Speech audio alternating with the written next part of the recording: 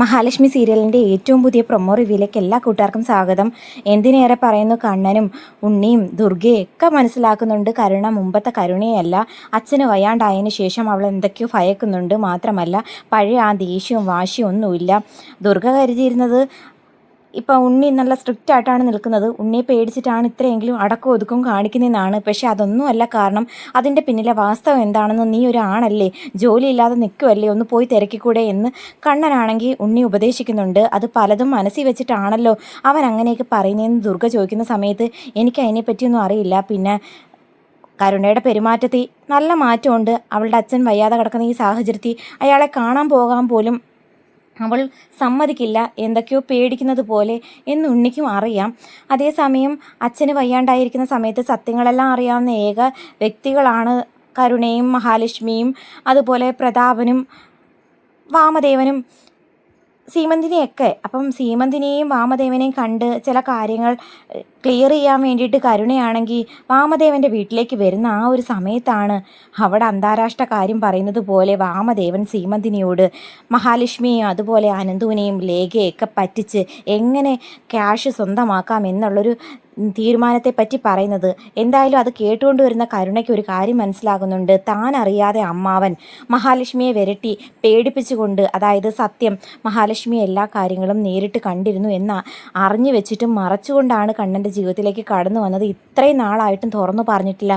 ആ ഒരു സാഹചര്യത്തെ ഭീഷണി രൂപത്തിൽ പറഞ്ഞ് എത്രമാത്രം പണം സ്വന്തമാക്കാം അത്രമാത്രം പൈസ സ്വന്തമാക്കാനുള്ളൊരു നീക്കുപോക്കാണ് നടത്തിക്കൊണ്ടിരിക്കുന്നതെന്നുള്ള കാര്യം മനസ്സിലാകുന്നു. അതായത് വാമദേവൻ അമ്മാവൻ സീമന്തിനിയോട് പറയുന്നുണ്ട്, മഹാലക്ഷ്മിയെയും അനന്തുവിനെയും ഞാൻ എൻ്റെ കറവപ്പശുക്കളാക്കി മാറ്റും, അവരിൽ നിന്നും എത്രയൊക്കെ പിഴിഞ്ഞൂറ്റാൻ പറ്റുമോ അത്രയൊക്കെ പണം സമ്പാദിക്കും എന്ന് പറയുമ്പോൾ സീമന്തിനി പറയുന്നുണ്ട്, മനുഷ്യൻ നിങ്ങൾ അങ്ങനെ കൂടുതൽ മനക്കോട്ടയൊന്നും കെട്ടണ്ട, കാരണം അധികം താമസിക്കാതെ ആ അനന്തു എന്ന് പറയുന്നവൻ മാർക്കോയെങ്ങാനും കാര്യങ്ങൾ അറിയിച്ചു കഴിഞ്ഞാൽ എന്താവും നടക്കാൻ പോകുന്നതെന്ന് പറയാൻ പറ്റത്തില്ല. അതുകൊണ്ട് എത്രയും പെട്ടെന്ന് ആ തരാമെന്ന് പറഞ്ഞ 10 ലക്ഷം രൂപയെങ്കിലും സ്വന്തമാക്കാൻ നോക്കുക, അല്ലെന്നുണ്ടെങ്കിൽ അതും കിട്ടത്തില്ല, ഒന്നും കിട്ടത്തില്ല. മാർക്കോ വന്നാൽ അറിയാമല്ലോ, നമ്മുടെ മോൻ കിടക്കുന്നതിൻ്റെ അപ്പുറത്ത് നിങ്ങളും കൂടി കിടക്കേണ്ടി വരും എന്നൊക്കെ പറയുന്നത് പുറത്ത് നിന്ന് കരുണയാണെങ്കിൽ കേൾക്കുന്നുണ്ട്. അങ്ങനെ എന്തായാലും അനന്തുവിനെ കാണാൻ ഇന്ന് കോൾ ചെയ്ത് വാമദേവൻ വിളിച്ചു വരുത്തിയിട്ടുണ്ട് ഒരു സ്ഥലത്തേക്ക്.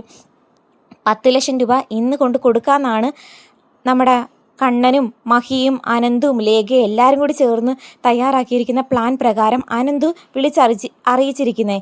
അതായത് മഹാലക്ഷ്മിക്ക് വയ്യാണ്ടായി ഹോസ്പിറ്റലിൽ കിടക്കുന്ന ഈ സാഹചര്യത്തിൽ പണം കൊണ്ട് ഇന്ന് വരാൻ പോകുന്നത് അനന്തു ആണെന്ന് പറഞ്ഞ് അങ്ങനെ ക്യാഷ് മേടിക്കാൻ വേണ്ടിയിട്ട് പുറത്തേക്ക് ഇറങ്ങി ആ സമയത്താണ് എല്ലാം കേട്ടുകൊണ്ട് കരുണ അവിടെ നിൽക്കുന്നത്. വാമദേവൻ ശ്രദ്ധിക്കുന്നത്. വാമദേവനാണെങ്കിൽ കരുണയെ കണ്ടതും സീമന്തിനെയും രണ്ടുപേരും ആകെ ഷോക്കാകുന്നു. അപ്പം അമ്മാവൻ്റെ മനസ്സിലിപ്പ് ഇതായിരുന്നല്ലേ, എന്തായാലും അമ്മാവൻ കുറേ പൈസ ഉണ്ടാക്കാൻ പോകുകയെന്ന് എനിക്ക് മനസ്സിലായി. കിട്ടുന്നതിൽ പകുതി എനിക്ക് തന്നില്ലെന്നുണ്ടെങ്കിൽ ഞാൻ അറിയിക്കേണ്ടവരെ എല്ലാം അറിയിക്കേണ്ടത് അറിയിച്ചിരിക്കും. പിന്നെ അച്ഛൻ കണ്ണേട്ടൻ്റെ അച്ഛനെ കൊന്നു എന്നുള്ള കാര്യം മഹാലക്ഷ്മിക്ക് അറിയാം, പക്ഷേ അതിന് കൊട്ടേഷൻ കൊടുത്തത് വാമദേവൻ അമ്മാവനാണെന്നുള്ള കാര്യം ഇതുവരെ മഹിക്കറിയില്ല. എല്ലാം കൂടി ചേർത്ത് അറിഞ്ഞു കഴിഞ്ഞാൽ അച്ഛനെ പോലെ തന്നെ അമ്മാവനും അകത്താവൂന്നുള്ള കാര്യം മറക്കണ്ട.